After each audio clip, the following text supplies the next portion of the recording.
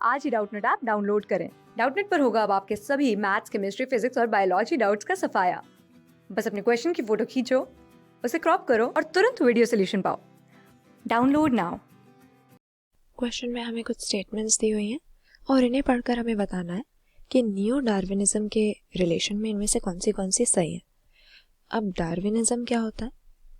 हम जानते हैं कि चार्ल्स डार्विन एक बहुत ही जाने माने ब्रिटिश नेचुरलिस्ट हैं जिनका एवोल्यूशनरी बायोलॉजी में बहुत ही ज़रूरी कंट्रीब्यूशन रहा है, क्योंकि एवोल्यूशन में इन्होंने हमें नेचुरल सिलेक्शन की थ्योरी दी थी।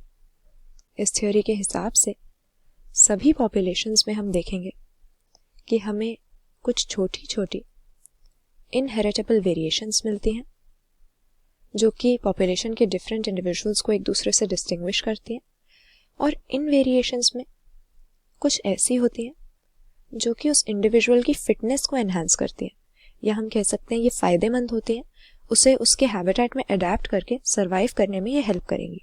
तो नेचुरल सिलेक्शन एक ऐसी प्रोसेस है जिससे नेचर में इस तरह की वेरिएशंस को प्रिजर्व किया जाता है, या हम कह सकते हैं कि इन वेरिएशंस को एग्जिबिट करने वाले जो इंडिविजुअल्स हैं पॉपुलेशन के अंदर उन्हें फेवर किया जाएगा और उनकी रिप्रोडक्टिव फिटनेस भी बढ़ जाएगी, यानी ज़्यादा ऑफस्प्रिंग वो छोड़कर जा पाएंगे।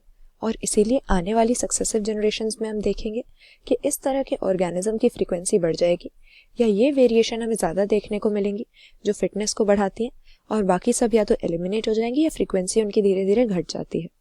तो ये तो हो गई हमारी डार्विनिज्म की थ्योरी। अब नियो डार्विनिज्म क्या होता है? नियो डार्विनिज्म में हम हेरिडिटी के और जीन्स के बारे में हमें जो नॉलेज है उसको डार्विन की पुरानी थ्योरी के साथ जोड़ देते हैं, क्योंकि डार्विन ने जब ये थ्योरी दी थी तो मेंडल के लॉज की उन्हें इतनी नॉलेज नहीं थी। ये इनहेरिटेबल वेरिएशंस की वजह से एवोल्यूशन हो रहा है ये तो जानते थे, पर इस इनहेरिटेंस का मैकेनिज्म क्या है, किस तरह से पेरेंट्स अपने ऑफस्प्रिंग को कोई वेरिएशन पास ऑन करते हैं, इसके बारे में इनको कोई भी नॉलेज नहीं थी।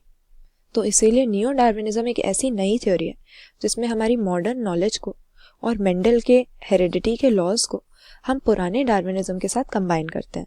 तो इसमें जो हमें डार्विनिज्म की बातें बेकार लगती हैं, जो मॉडर्न नॉलेज के हिसाब से गलत प्रूव हो चुकी हैं, उन्हें हम इग्नोर कर देते हैं, और नेचुरल सिलेक्शन की जो बातें हमें सही लगती हैं इस थ्योरी की, उन्हें हम अपनी मॉडर्न नॉलेज के साथ कंबाइन कर लेते हैं।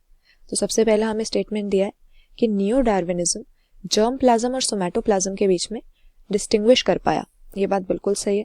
अब डार्विन को तो इनहेरिटेंस का मैकेनिज्म ज़्यादा पता नहीं था, लेकिन नियो डार्विनिज्म के टाइम पर हमने जान लिया कि हमारे बॉडी सेल्स के अंदर जो साइटोप्लाज्म होता है या मटेरियल होता है उसको हम सोमैटोप्लाज्म कहते हैं, हमारे सोमैटिक सेल्स का है क्योंकि वो, और हमारे जर्म सेल्स के अंदर यानी गेमीट्स के अंदर जो हेरिडिटरी मटेरियल होता है इसे हम जर्म प्लाज्म कहते हैं। और इनहेरिटेंस के दौरान सक्सेसिव जनरेशन्स में इसी हेरिडिटरी मटेरियल को पेरेंट से ऑफस्प्रिंग में पास ऑन किया जाता है। तो अगर जर्म सेल के अंदर कोई वेरिएशन आएगी तो इस तरह की वेरिएशन ऑफस्प्रिंग में जाएगी और बॉडी सेल्स की या सोमैटोप्लाज्म की वेरिएशन पास ऑन नहीं होगी। ये हम नियो डार्विनिज्म में जानते हैं, डार्विनिज्म के समय पर नहीं जानते थे।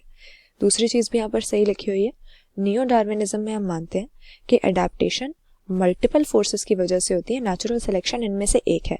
तो डार्विनिज्म में तो हम नेचुरल सिलेक्शन को ही पूरी तरह से एवोल्यूशनरी बायोलॉजी का बेसिस मानते थे, एवोल्यूशन का यही मैकेनिज्म मानते थे।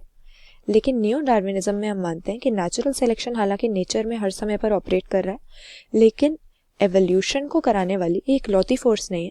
नेचर में दूसरी फोर्सेस और एनवायरनमेंट के दूसरे स्ट्रेसेस भी ऑर्गेनिज्म पे एक्ट करते हैं, जिसकी वजह से उसमें कई सारी अडेप्टेशंस होती हैं, यानी ऐसी मॉडिफिकेशंस जो कि अपने हैबिटेट में सर्वाइव करने में उसकी हेल्प करती हैं।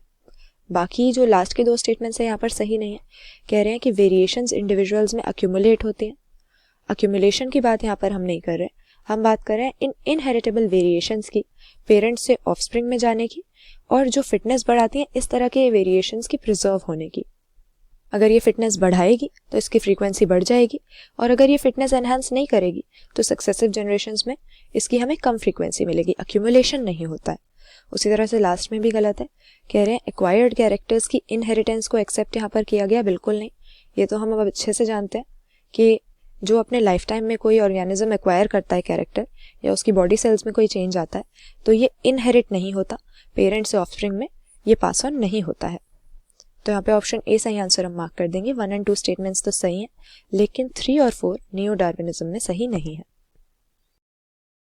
क्लास 6 से 12 से लेके नीट, IIT, जेई मेंस और एडवांस के लेवल तक 10 मिलियन से ज़्यादा स्टूडेंट्स का भरोसा।